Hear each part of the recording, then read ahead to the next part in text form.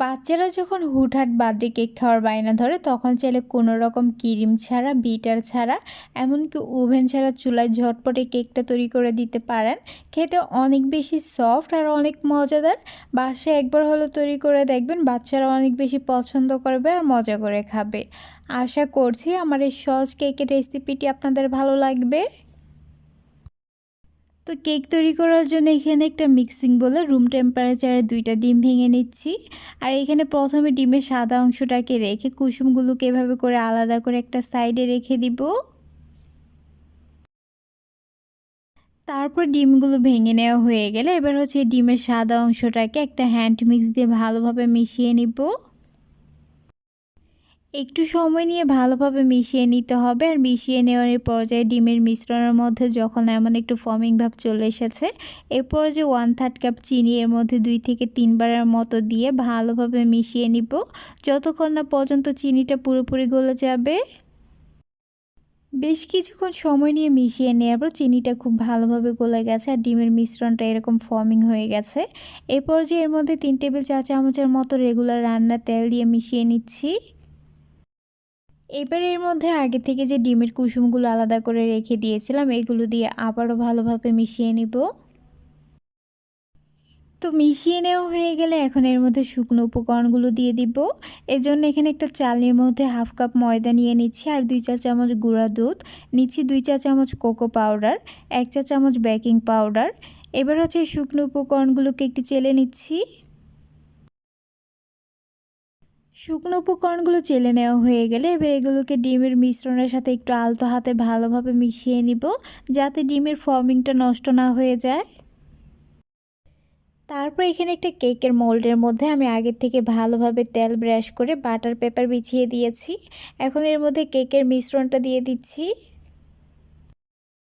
এবার এই কেকের মোল্ডটাকে এভাবে করে একটু ট্যাপ করে দিচ্ছি।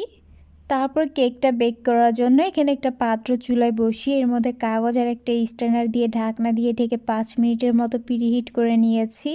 এখন এর মধ্যে কেকের মোল্ডটাকে বসিয়ে দিয়ে ঢাকনা দিয়ে ঢেকে চুলার আঁচ একদম লোতে রেখে 30 থেকে 35 মিনিটের মতো এটাকে বেক করে নিব। 35 মিনিট পর ঢাকনাটা খুলে নিয়েছি, একটা টুথপিক দিয়ে চেক করে দেখিয়ে দিচ্ছি। দেখতেই পাচ্ছেন কেকটা একদম পারফেক্টভাবে তৈরি হয়ে গেছে। এবার এটাকে একটা সাইডে রেখে দিয়ে তারপর কেকের জন্য ক্রিমটা তৈরি করে নিব। এই জন্য এখানে একটা প্যানের মধ্যে 1/2 কাপ চিনি নিয়ে নিচ্ছি আর 1/2 কাপ গুঁড়া দুধ, 3 টেবিল চা চামচ কর্নফ্লাওয়ার আর ফ্লেভারের জন্য দিয়ে দিচ্ছি সামান্য পরিমাণ ভ্যানিলা এসেন্স। এখন এর মধ্যে আগের থেকে জাল করে ঠান্ডা করে রাখা 2 কাপ লিকুইড দুধ অল্প অল্প করে দিয়ে ভালোভাবে মিশিয়ে নিব। আর এই প্যানটাকে আমি কিন্তু এখনও চুলায় বসাইনি, সবগুলো উপকরণ খুব ভালোভাবে মিশিয়ে প্যানটাকে চুলায় বসিয়ে দিয়ে অনবরত নেড়ে এটাকে জাল করে নিব। আর এখানে যেহেতু কর্নফ্লাওয়ার দিয়েছি এটা কিছুক্ষণের মধ্যেই দেখা যাবে যে ঘন হতে শুরু করেছে। আর এই ক্রিমটাকে এ পর্যায়ে আর বেশি ঘন করা যাবে না, কারণ এটা ঠান্ডা হয়ে যাওয়ার পর আরও অনেক বেশি ঘন হয়ে যাবে। এবার এই ক্রিমটাকে চুলার থেকে নামিয়ে একটা সাইডে রেখে দিচ্ছি। তারপর কেকটা ঠান্ডা হয়ে যাওয়ার পর এবার এটাকে একটা ছুরির সাহায্যে ডিমোল্ড করে নিব।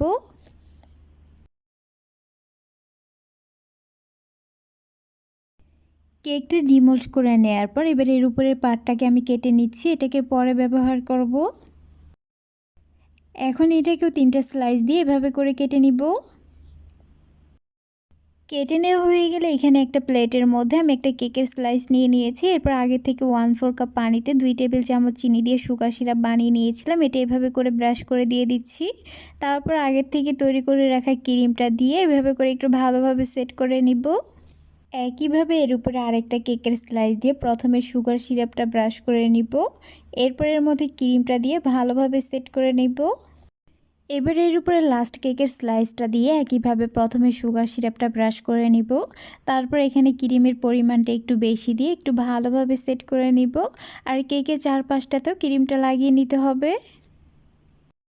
তো ক্রিমটা লাগিয়ে নেওয়া হয়ে গেছে। এরপর আগে থেকে যে কেকের স্লাইসটা আমি একটা সাইডে রেখে দিয়েছিলাম এটাকে একটা ব্লেন্ডারে দিয়ে এভাবে করে ব্লেন্ড করে গুঁড়া করে নিয়েছি।